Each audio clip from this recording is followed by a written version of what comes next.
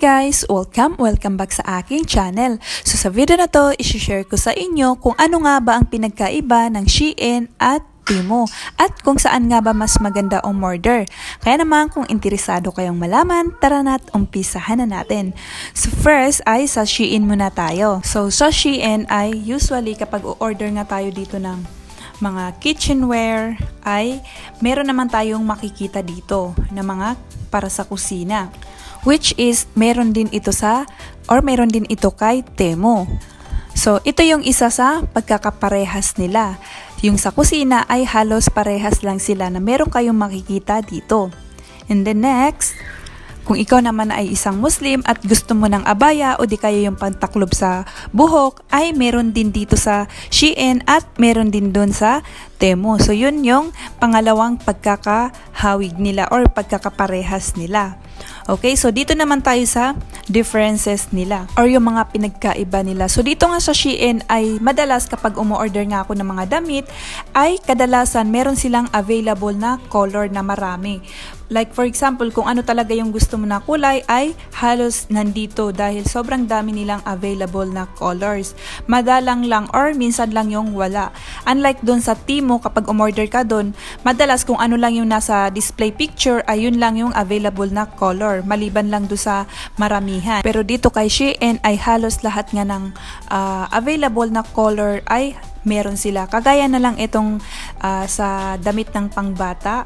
Ayan, kung mapapansin nyo, meron itong available na 4 colors. Which is, ang gaganda ng kulay at pwede nga tayo makapili dyan ng gusto natin na color or kulay.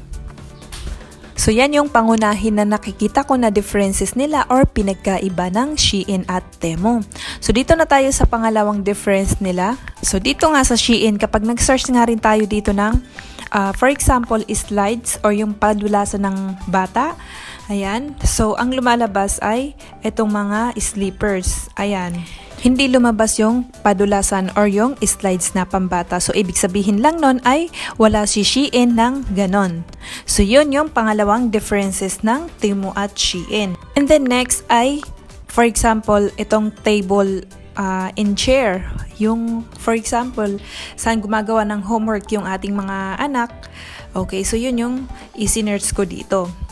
So, mapapansin nyo guys, walang lumalabas. Iba yung pinapakita ni Shein. Ibig sabihin lang nun ay walang ganun dito kay Shein.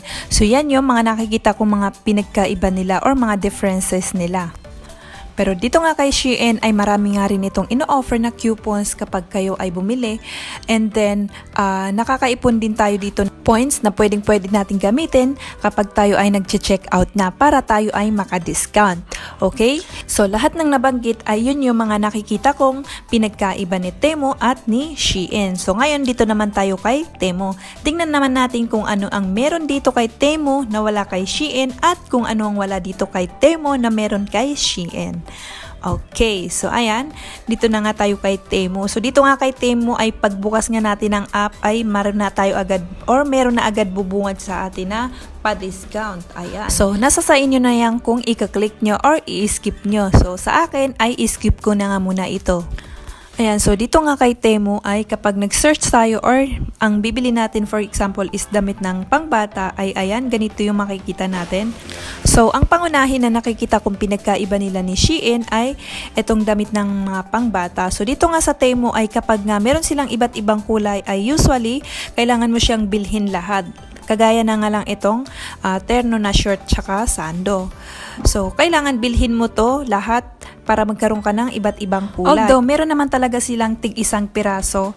Kaya nga lang ay madalas ay iisa lang din yung kulay. Kung ano lang yung nasa picture ay yun lang din yung available na colors. Kagaya na nga lang itong isang terno na ito. Ayan.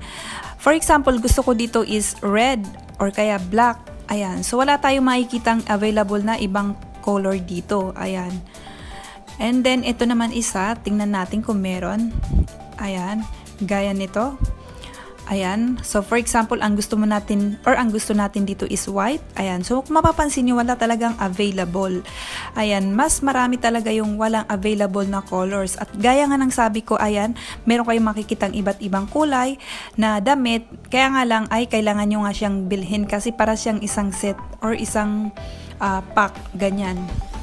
So yun yung nakikita ko na wala dito kay Temu na meron doon kay Shein. Okay, so ngayon doon naman tayo sa mga ibang product kagaya ng slides para sa mga bata, yung padulasan. And so kung kanina nag-search tayo doon kay Shein ay wala, pero dito nga kay Temu ay ayan, marami ang lumabas na slides nung itinype ko yung slides.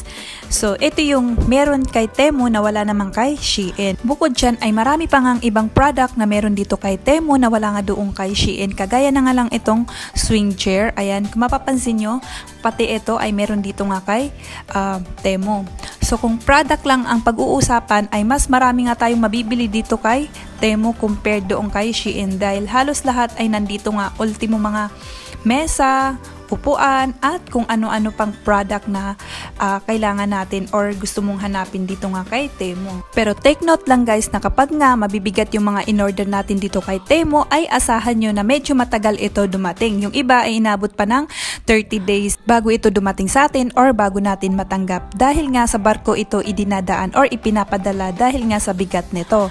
Unlike sa Shein na mostly ay sa airplane nila pinapadala yung mga product na ino-order natin sa kanila or binibenta nila sa atin dahil nga hindi naman ito kabigatan. Pero take note din guys na hindi lahat ng binibili natin sa Temu ay sa barko lahat idadaan or ipapadala.